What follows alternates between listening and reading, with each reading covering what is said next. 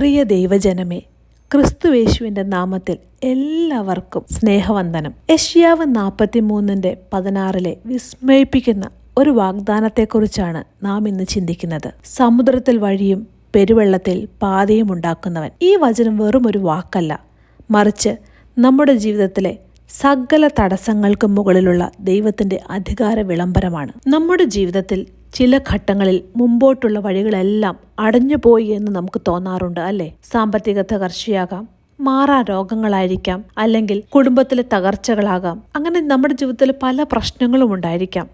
നമ്മുടെ മുമ്പിൽ ഒരു വലിയ ചെങ്കടൽ പോലെ ഇവ വന്നു നിൽക്കുമ്പോൾ നാം ഭയപ്പെട്ടു പോകാറുണ്ട്. ഈ സാഹചര്യത്തിൽ നമുക്ക് ധൈര്യം നൽകുന്ന ഒരു ബൈബിൾ സത്യം, അതാണ് ചെങ്കടൽ വിഭജിക്കപ്പെട്ട അത്ഭുതം. മിസ്രൈമിലെ അടിമത്തത്തിൽ നിന്ന് മോചിതരായി വന്ന ഇസ്രായേൽ ജനത ചെങ്കടലിന്റെ തീരത്ത് എത്തിയ നിമിഷം ഒന്ന് സങ്കല്പിച്ചു നോക്കൂ. മുന്നിൽ ആഴമേറിയ കടൽ, പിന്നിൽ ആയുധങ്ങളുമായി വരുന്ന ഫറവോന്റെ സൈന്യം. രക്ഷപ്പെടാൻ ഒരു വഴിയുമില്ല. അവിടെ നിന്നുകൊണ്ട് ഇസ്രായേൽ മക്കൾ യഹോവയായ ദൈവത്തോട് നിലവിളിക്കുന്നു. അന്ന് ദൈവം മോശയോട് പറഞ്ഞത് വളരെ ശ്രദ്ധേയമാണ്.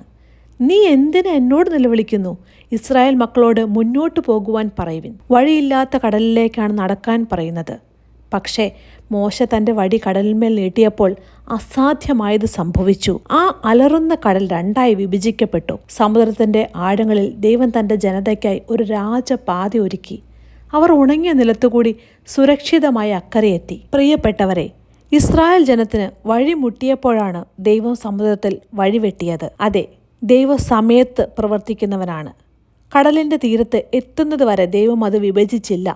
നിങ്ങളുടെ പ്രതിസന്ധിയുടെ അങ്ങേയറ്റം എത്തുമ്പോഴാണ് ദൈവത്തിൻ്റെ അത്ഭുത കരം വെളിപ്പെടുന്നത്. തടസ്സങ്ങൾ പാതകളാക്കി മാറ്റും. നിങ്ങളെ ഭയപ്പെടുത്തിയ അതേ പ്രശ്നം നിങ്ങളെ ലക്ഷ്യസ്ഥാനത്തെത്തിക്കുവാനുള്ള പാതയായി ദൈവം മാറ്റും. അതുകൊണ്ട് ഇന്ന് നിങ്ങളുടെ ജീവിതത്തിലെ തടസ്സങ്ങൾ കണ്ട് നിങ്ങൾ തളരരുത്. വഴിയില്ല എന്ന് നിങ്ങൾ കരുതുന്നിടത്ത് വഴി വെട്ടാൻ ഒരു സ്വർഗീയ പിതാവ് നമുക്കുണ്ട്. അവനിൽ വിശ്വസിക്കുക.